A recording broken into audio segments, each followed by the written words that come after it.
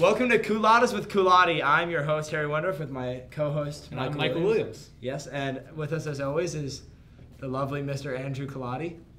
Happy to be here, guys. How's it going today? Today's going very well. Thanks for asking. That's excellent. So, Mr. Culotti, we're wrapping up another year.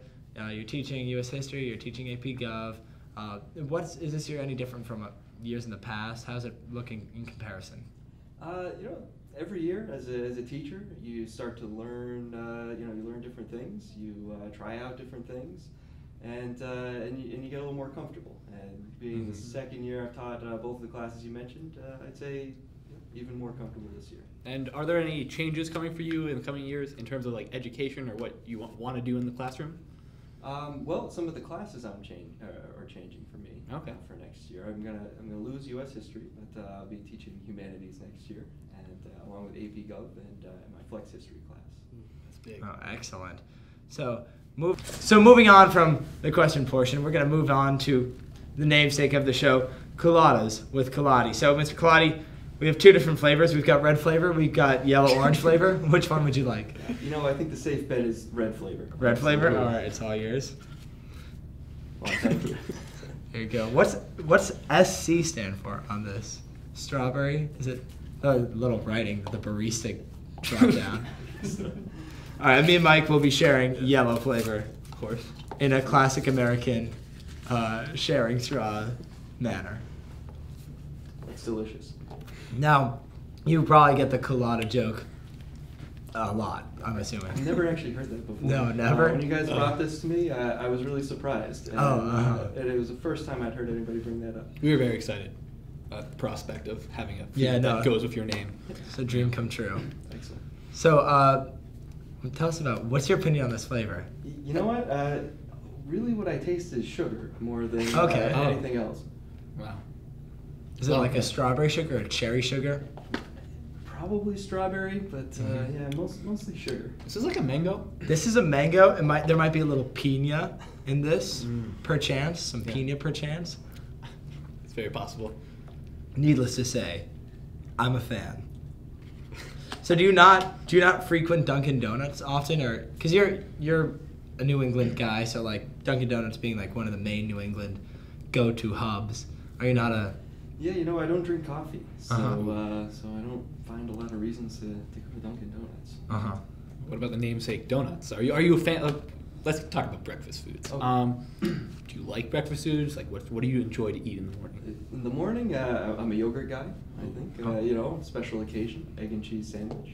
Okay. Yeah, Have you ever been to the deli right next to the school? absolutely. What's your go-to meal sandwich there? They have a good steak and cheese there. Not a breakfast, I understand, but Yeah. Well, Mr. Culotti, I've always had the philosophy that this is similar to things that you say teach in AP Gov, like integrating schools with cases like oh crap, do you know a case? Brown v. Board of Education. Brown v. Board of Education. Yes. I think that we shouldn't marginalize foods to what time of day we should eat them based off of what they taste like.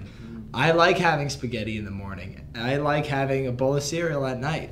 What's your opinion on that? I'm 100% for that. I'd say we're in the same vein there. I think that it's kind of sad that in the 21st century we're still compartmentalizing things into times of day. I think you know what? There's an opportunity for change here. I think you're just the person to lead it. It's a global world now, and it's always the morning somewhere.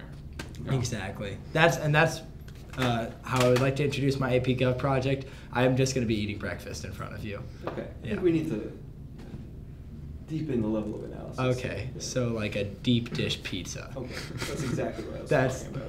perfect. We're on the same page. Michael? So, what? Yeah. Back into me? All right, we can go. Let's move on to some other questions. Where are you from? Where am I from? Yeah. I grew up in Maine, southern Maine. Okay. Big town, small town? Very small town. Small town, big guy. Did people always say that about you? I don't think I've ever heard that. Yep, small town in Maine. Went to school in Boston for college and moved around a little bit, but found myself here in Connecticut. And what did you study in college? I was a double major in history and political science. Ooh, okay. And did you immediately go into the teaching world right after you finished school, or were there other transitional jobs you had?